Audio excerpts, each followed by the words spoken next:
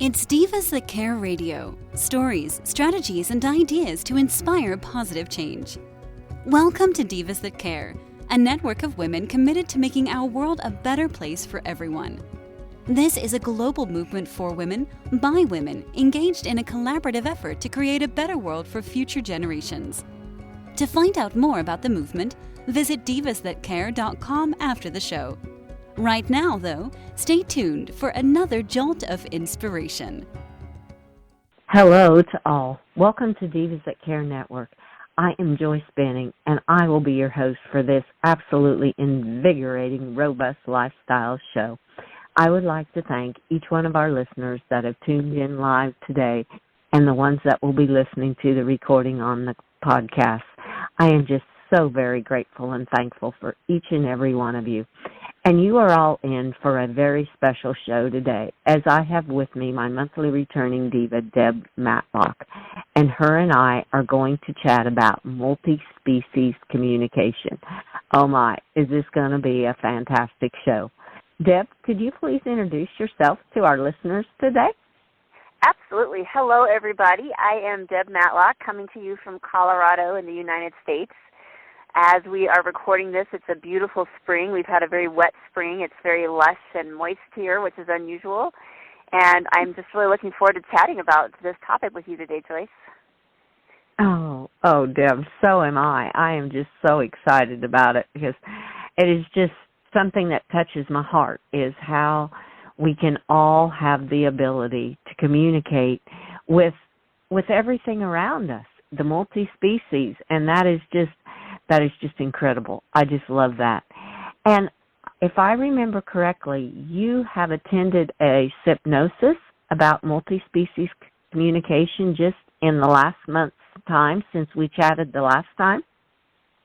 Yes, actually, I'm currently conducting my doctoral research on integrating the More Than Human voice into nature connection work, and I was invited to present on that research at the Multi-Species Interspecies Intuitive Communication Symposium through the University of Saskatchewan in May of 2023, just a month ago. And it was a really beautiful experience. There are people from multiple countries, multiple cultures, multiple inlets, I should say, into this. Some people were animal communication practitioners. Some people were researchers. Some people were just interested folks who have an affinity towards this topic.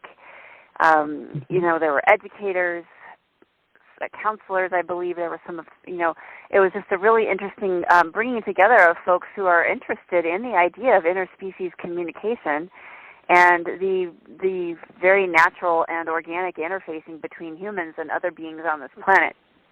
And so it was a series of really fun and exciting conversations with a lot of interesting takeaways, which I'm excited to chat more about here. Oh, wow. Oh, that sounds fantastic. What an opportunity to be able to speak there, and then the opportunity to meet all of the others from around the world that are like-minded and hear their thoughts and how they are thinking about the interspecies communicating with one another. Oh, that is just beautiful. Oh, Deb, I am more excited yet to hear little bits and pieces and golden nuggets from what you learned at the symposium. So I'll just let you kind of start where you would like to start, and we will just start chatting. Oh, fantastic. Yeah, one of the first things that really struck me about the gathering was as I just mentioned, there were so many people from so many different walks of life, different professions, different cultures, different countries, different ages. What really hit me hard was that there are so many ways that people engage with this kind of communication, and there really isn't one way to define it. And that's something that I've also found in my own research, which is if you Google, for example, animal communication, 90% of what's going to pop up is going to be telepathic focused work, which is great. There's nothing wrong with that. It's actually certainly a very valid way that people do it, but it's not the only way. And I think what's really exciting to me about looking at the idea of interspecies communication is that when we think of what communication means to each of us just between humans, for example, I mean, let's start there.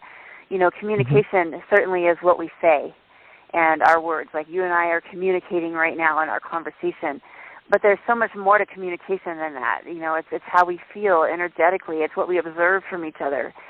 Sometimes it's just what we intuitively sense about something. We see somebody and we just sort of feel like, oh, they're having a bad day today. Something's really bothering them. And they may be smiling and they may be saying that they're feeling great, but you can feel underneath it a different level of communication. And I think when we think about interspecies communication, a really important starting point for the conversation is that nobody holds the be-all, end-all for how to do this, And there's as many ways to do this as there are interactions and communications between species. And I think that it's really important to share that first, that it's something that I think we're all doing. Literally, all of us are doing in one way or another. Whether we're consciously aware of it or not, that's the part that's exciting to me is how do we become more conscious.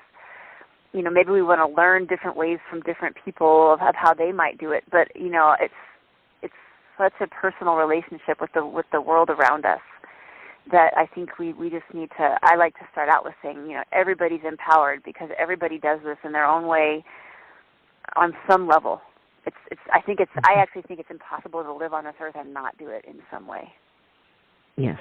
Oh, I so agree with you. And I love how you said everyone communicates in a different way because there's no one set way how it has to be. It can be done in so many different ways, like you said, through words, through a feeling, through observing, through your intuition, just different ways of communicating with others. And what came to my mind when you were talking about that was how my horses communicate with one another.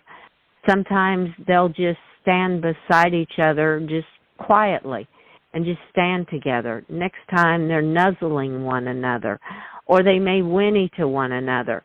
They have different ways, too, that they communicate with each other. And I think about the birds, how they're singing and communicating with one another. I had 3 different birds the other day that were trying to catch a bug. And they were one of them was doing it, and the other 2 were just standing there just on the ground watching it, like observing how they were doing it. And I'm like, it just brought to my mind all the different ways that the animals communicate with each other, too. So those were some thoughts that came through my mind as you were talking. Well, and those are perfect examples because, we are part of that world, right, of ecological beings on the earth. Mammals, we're in it. And that's a perfect end to the conversation of communicating across species lines. And I think about even just this, getting ready for this call. I'll confess to you and all your listeners that I do this in my closet because it's the quietest place in my house. I'm surrounded by clothes, so it absorbs sound, and I have 3 dogs, and Murphy's Law is that there's going to be something to bark at while we're trying to record this, right? So I do this in a sequestered chamber. And my dogs know that when I do things like this, I go in the closet and I get a few things ready. I get my headset and my phone, and I have some water. And before I knew it, all 3 of my dogs were walking towards the closet, even before I got here. I didn't tell them I was doing that. I wasn't telepathically sending them any messages. They observe my behavior, and they know what it means. And so, that's one of the ways I think that we can all easily access this for ourselves is how much of behavior do we observe, just like what you described with your, the birds and your horses, that our animals know what we're doing and we know what they're doing. I can tell my dog can be laying down on the patio and the way her ear twitches tells me that she's cueing into a squirrel someplace and up a tree, and I'll start looking around, and sure enough, there's a squirrel up the tree that I hadn't even noticed. But it's, so that observational communication is just as valid as anything else, and I think it's a really great place to start to focus if this is something new to us, because it's something it's more tangible. It's one of the more tangible ways to communicate across species lines. Yes. Oh, I agree, because you can observe so much by just being in that present moment and watching them animals and listening listening to like the birds sing and what the horses are doing. And I mean, I can always tell if the horses are seeing something before I even see it, or hearing something, because their ears are perked up and they're looking around like, okay, what is that? Or it is just so obvious when you start to observe how they react to things. And it is a beautiful experience to just, to me it's being in that present moment. So you catch those moments and you can feel and tell what they're trying to say. And I love that. I love being in the present moment and just observing what is happening even around you. And that is even what my horses said this morning when I said we were going to do this talk about multi-species communication. They said, just be in the moment, be in the nature, be present, be observing what's happening. So they're the same way. I mean, that's what's so incredible, that they're observing too all the time. Yeah, and I think that the idea of present moment is a really important one, and I know that came up quite a lot in the symposium, was, people talking about, grounding ourselves, being in the moment, being, trying to minimize other distractions, in moments where people were trying to consciously engage in communication with another species or species. And I know from my own experience that is a really key part as well, is just, how do I focus in and let myself be there?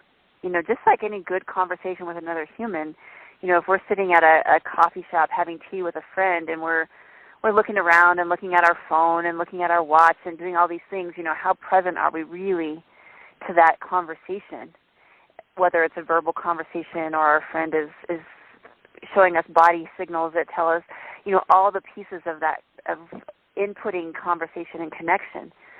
And so I think that's one of the things, when I teach about this topic of interspecies communication, I teach it from the idea that we all need to find our own unique way of doing it. There's not going to be, in my mind anyways, there's not a 101, like here are the steps that have to be, for everybody. But there are some universal kind of across the board, and one of them is how do we ground ourselves and slow our rhythms down a little bit and move more into that present moment. It doesn't have to always be that way. I've certainly seen interspecies communication work, in the middle of emergencies and situations where, I guess it's a different kind of present moment, but it certainly isn't non-distracted.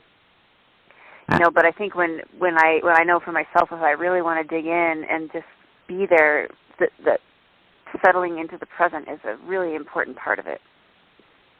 Oh, I so agree with you, because when you're in that present moment and your mind, we let our busy minds keep us out of the present moment, is how I look at it a lot of times, because we're so busy thinking of what we have to do next and what our agenda is that the present moment just slips by us, and we miss those beautiful moments that we could be observing nature and the animals around us and what the Mother Earth is even doing. I mean, when you're so wrapped up in your own agenda, your mind is taking over from your intuition and from what your heart is wanting you to see and observe, is how I feel. Oh, that's a beautiful way to put it. Yeah, and then we miss the conversation points, humans or more than human. I've certainly been in situations with people where I was distracted and didn't even realize somebody was talking to me, in human words in English language that I could easily understand without having to try to do anything, besides just listen. And yet I was like, oh, I'm sorry, I totally missed what you just said. I was someplace else. And right. Exactly. And I think that's a place where especially our companion animals can be such beautiful teachers for us, because if we're aware of them, they're going to pull us into the present moment all the time. They're going to be communicating with us all the time. I'm ready to go out. I want to do this. I want to go play. I want you to get off your computer, human. I don't know what that is, but you need to get off of it because you're sitting there for too long, And, they're there communicating with us all the time. Oh, yes. Oh, I agree with you fully. And they sometimes, like you said, they will tell you it's time to get off the computer. You need a break. You need to get away.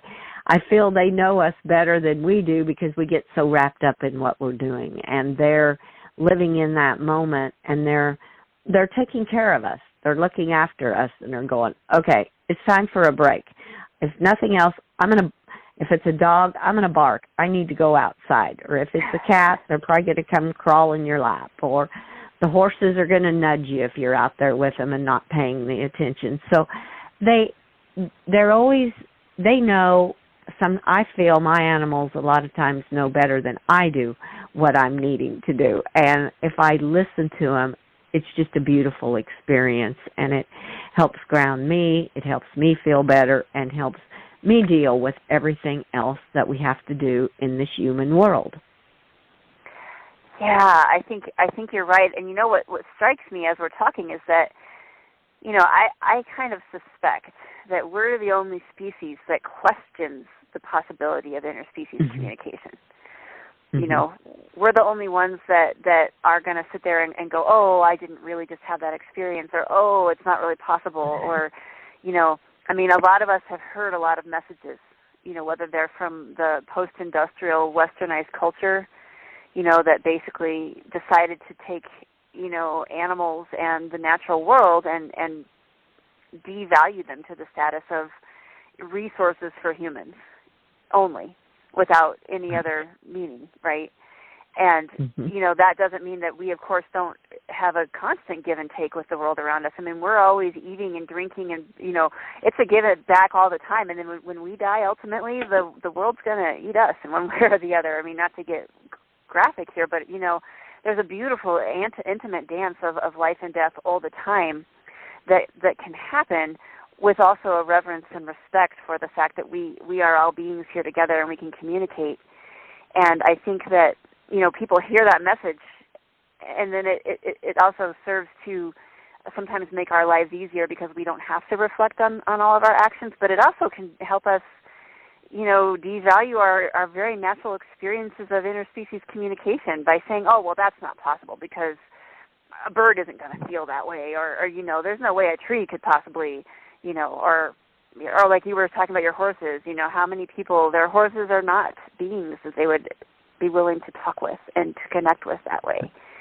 You know, so where are we getting those messages? Family, culture, you know, societal messages. I think a lot of times we have to work through that to be open to this. And I wonder if we're the only species that's doing ourselves that disfavor. You know, is everybody else like, well, of course we can talk, you know? Oh, I agree with you totally, because, yeah, I feel that same way. The humans, are the species that so many of them do not experience that beautiful experience that you can have with communicating with Mother Earth, with nature, the birds, the trees, the animals, all of it. And it is so beautiful, where I feel that the animals, it just comes natural. They don't even think about it. They just communicate with one another, and across every way, and even with the nature and everything that's happening. It's like the cattle. I can always tell if there is rain coming or something, they'll start to head for the trees. So to me, they're tuned in to what is happening around their surroundings, and they're communicating with it, is kind of how I look at it. And they know when there's predators around, maybe for their baby calves, they're around their calves and protecting them, or even if it isn't a predator, but they feel it might be. So to me, they're always communicating with the world around them and with each other. So I totally agree with you. Humans are the ones that it's like you said, we kind of have to open ourselves up to it. That yes, you can do this, and each one of us can, is the way I feel. It's not just specific people that can do it. I feel we all have that ability inside of us to be able to communicate with the animals and with the interspecies communication. Oh, yes, and you know, when I think about it, you know, from a like a biological standpoint, it's the only thing that makes sense that species could interact and communicate across species lines. I mean, you think about the multitude of beings on this earth, from every tiny little insect that we haven't even identified in human terms yet, we have no name, to mammals that are quite large and that have been on the earth and aren't anymore, or that are here now but that are, they're much larger than the tiniest insect, blue whales and elephants and, and I think it only makes sense for us all to coexist, that there are certain ways that we can interact and communicate with each other. It's the only thing that would make it work, because we're all living here as one big family, as one big community, and it's like, well, of course this works, and I think, back to the point about how we're the only ones that probably question it, I think about my cat. One of my cats when he wants something, he'll follow me around and just meow at me. And I look at him, and he'll sit down and look at me like, did you hear what I said? And I'm pretty sure that there's nothing inside of him questioning whether or not I'm understanding what he's saying. He's probably more just like, why is she not doing what I'm telling her to do? And I'm sitting here trying to figure out what is it you're trying to tell me. He doesn't stop himself. He's like, I ain't going to communicate with her. I'm going to go do that right now. I need to get her attention. And I love what you said. Everybody can do this. And I think one of the things that I've noticed, not only in my work to date, but also it came up in discussions during the symposium last month, was there's, for a lot of people, there's a yearning for this, and also a belief that people have that they can't do it, or they can't do it the right way, or they can't do it the way that they've seen somebody else do it, or whatever it is. And or I've also seen people feeling like they shouldn't be doing it because they're not in a certain culture. And certainly there are cultures that live more closely to the land than others. And I think we can also honor the very natural human way of interacting with other species without culturally appropriating ceremonies and rituals around that. I think that's where the difference is. It's not about that, somebody shouldn't try to do this because they aren't from a certain culture. It's more about what are our unique ways of doing it that honor our own experiences, and therefore we don't need to take anybody else's ceremonies or rituals, because why would we when we have our own connection? And so that's where I get really excited about it, is how do we all find our own connection? How do we all develop the skills that we have, expand our skill sets? And I think the very first step of that is letting ourselves be open to the possibility of it. Oh, yes. I totally agree with you. I love how you said that, finding our own connection and being open to find that connection. That's the key, is you have to open up your heart that, yes, I can do this, and shut your mind down saying that, no, I need to do it this way, or no, I can't do this, only certain people can do it. No, just let your heart open up and find your own way of connecting with the earth and the animals and everything around you, because we are all intertwined together. We're all in this web of life together. I've said many times, we're all under the same sky. We all breathe the same air. So it's just opening up your heart is how I feel, to find your own way of connecting with the inner species and being able to communicate with them on it's such a rewarding feeling inside of you when you communicate like that. For me, it is personally. It just totally gives me that energy and that feeling that, oh my, we are all so connected together, and I love that. Yeah, and I think, like the openness is also what allows us to notice all the different ways that the world around us is trying to communicate with us. And then, catching ourselves in that moment and saying, I think I just had an interaction with this tree. And instead of immediately saying, oh, well, there's no way a tree just talked to me, instead of doing that, maybe saying, well, that's interesting. Maybe that's what just happened. Maybe I'm just going to assume that maybe that's what just happened here, and I'm just going to move forward from that place. And then I'm going to keep talking with this tree. I'm going to start visiting this tree. I'm going to just let this experience start to roll and let it unfold in whatever way it's wanting to, because I think that's to me, that's part of the reciprocal respect of all this is allowing that when we sense, hear, feel, think, whatever our process is, that we might be receiving any kind of communication or connection, to honor that for a moment. And even if it feels silly in the moment, to turn to the tree and say, thank you, I really appreciate that. I'm excited to chat with you. Nobody has to care. I mean, yeah, there's people in the world who would think that was off the rails, but oh well, let them think that. Let them miss the conversations that are happening around them, Exactly. I agree with you. But we can't let it sabotage our own deep experiences with all those amazing beings on this planet. We just can't let those other voices get in there and get in the way of this incredible life of conversation with all of the beings around us. Oh, yes.